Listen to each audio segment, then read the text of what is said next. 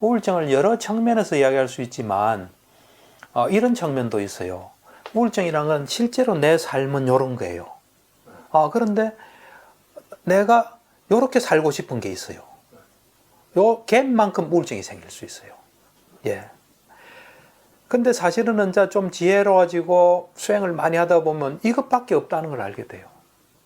이것밖에 없고 이것이 있을 수밖에 없는 필연적인 이유가 있다는 걸 알게 돼요. 그러면서 여기에 뭔가 작업을 해서 올라가야 된다는 걸 알게 돼요. 근데 우리가 요게 있다 보면 여기에 작업을 하기가 어려워요. 예. 그리고 아주 극단적인 경우는 죽음을 탈출구로 생각해요. 그러면서 이거에 대한 작업을 안 하니까 이건 점점 나빠지죠. 그래서 나한테 온 사람들 죽고 싶다는 사람 되게 많아요. 우울증이라는 게 이 요소가 있어요, 분명히. 그래서 깨닫고 보면은 이거밖에 없어요. 이게 있을 만한 이 필연적인 이유가 있는 거예요. 거기서 작업을 해야 돼요. 그러니까 내 눈으로 보면은 세상 사람들한테 무슨 일이 벌어지더라도 그건 다 있을 만한 이유가 있는 거예요. 아무것도 잘못된 게 없어요.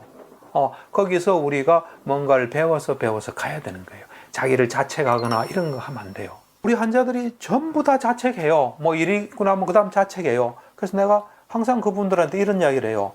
약한 놈부터 처리해야 된다고. 약한 놈이란 건 자책하는 놈은 좀 약해요. 자기 생을 근본적으로 변화시키는 건 센 놈이에요. 이건 힘이 많이 들어요. 그러니까 예를 들어서 내가 왜 그런 일을 했나? 내 눈으로 볼 때는 그걸 할 수밖에 없는, 또 그걸 어쨌든 했으니까 여기서 뭔가를 알 수 있었던 좋은 거예요.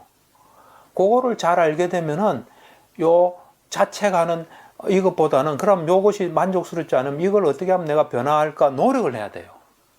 해야 되는데 이 힘이 너무 강하잖아요. 이 힘이 강하기 때문에 너무 불안하기 때문에 또는 우울하기 때문에 이 노력을 하기 힘든 경우는 약을 먹어야 돼요. 약을 먹으면서 올바른 노력을 해야 돼요. 그러니까 이 두 가지를 같이 해야 돼요. 근데 어떤 사람은 요 노력은 안 하고 약만 먹는 경우에는 약을 먹고 끊어도 괜찮은 경우도 있고 안 괜찮은 경우도 있어요. 그러니까 제일 바람직한 거는 약이 필요하면 약을 먹으면서 올바른 노력을 하면서 올바른 노력의 힘에 의해서 자기한테 건강한 힘이 생기면은 그만큼 줄일 수가 있어요. 그래서 줄이는 거는 줄여도 아무 상관이 없어요.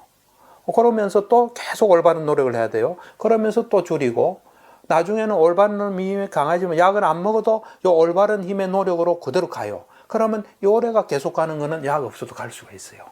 그러니까 보통 보면은 약만 먹지 올바른 노력은 안 하는 경우가 되게 많아요. 뭔가 문제가 있을 땐 있을 만한 뭐가 있는 거예요. 올바른 노력을 하면 무조건 개선이 돼요. 그런데 사람들이 이걸 안 하는 경우가 많아요. 예, 나는 그렇게 봐요. 그러니까 내가 항상 환자들한테 이런 이야기를 해요.